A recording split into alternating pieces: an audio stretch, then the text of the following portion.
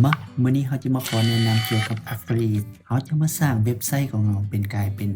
เว็บไซต์ Affiliate เอาไว้ซื้อและขายเครื่องจากเว็บไซต์อื่นๆแต่จะให้แปลตามความหมายแท้ๆแล้วเราบ่ฮู้ว่า Affiliate ภาษาลาวแปลว่าหยัง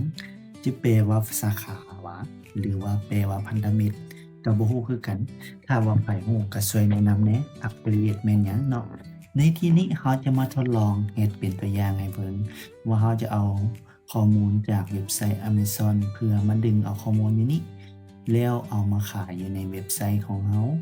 นั่นก็คือเอา Levi's Mac นี่แจ็กเก็ตนี้ Copy นี้เนาะ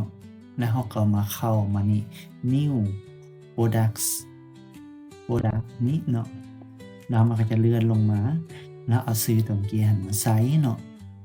สำหรับรูปเราก็ก๊อบเอาแหละคลิกเมาส์บนขวา กด Save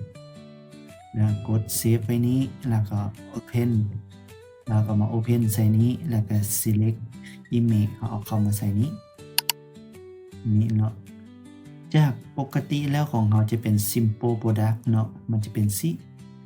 แล้วให้เราเปลี่ยนมา External Affiliate ในลิงก์นี้แม่นเราสามารถไปก๊อบเอาอยู่ในนี้ของเว็บไซต์นี้แล้วเอามาพาสต์ใส่นี้แล้ว Boston Tech นี้เขาจะใส่ว่า Product นี้ by Product เขาจะเปลี่ยนชื่อก็ได้แต่ว่าความจริงมันควรจะเป็น by Product เนาะ27,000เนาะแล้วก็อันนี้แม่นราคาซีลแม่น 13,000 นี้เนาะหลังจากนั้นเราก็กด Save เนาะแต่ว่าความจริงเนี่ยเฮ็ดแล้วได้กดอัปเดตให้เบิ่งแล้วเราก็เข้ามา View Product เจ้าเดนี่ก็แม่นเห็นบ่สินค้าที่เราเอามาโพสต์ Men Levi's Worker Depot Cotton Linen Jacket จาก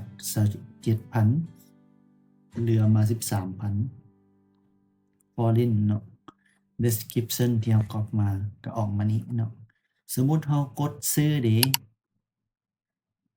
มันก็เด้งเข้ามาเว็บไซต์ Amazon นี่เลยเนาะเราก็เห็นได้ว่าเราสามารถสร้าง Affiliate ของเว็บไซต์ขายเครื่องของเราในกรณีที่เราต้องการอยากให้ได้ราคาสินค้าและก็ได้สินค้าที่เราเข้ามาเพิ่มเราสามารถใช้คำสั่ง Affiliate ตัวนี้ได้เนาะแล้วก็สินค้าเราก็เข้ามาเลยเข้ามาเบิ่งสินค้าของเรามันจะออกมาหน้าทำอิฐบ่เดาเนาะก็บ่ขึ้น บ่ฮู้ว่ามันเรียงจั่งใดคือกันเนาะแต่ก็ยังไดก็ตามเนาะของพวกเราก็ถือว่าสำเร็จแล้วเนาะในการดึงเอาข้อมูล Affiliate เข้ามาขายในเว็บไซต์ของเรานี้ถือว่าเราสำเร็จขั้นตอนขบวนการสร้าง Affiliate เพื่อไปขายเครื่องใดลาก่อนแล้วพบกันใหม่ในคลิปต่อไป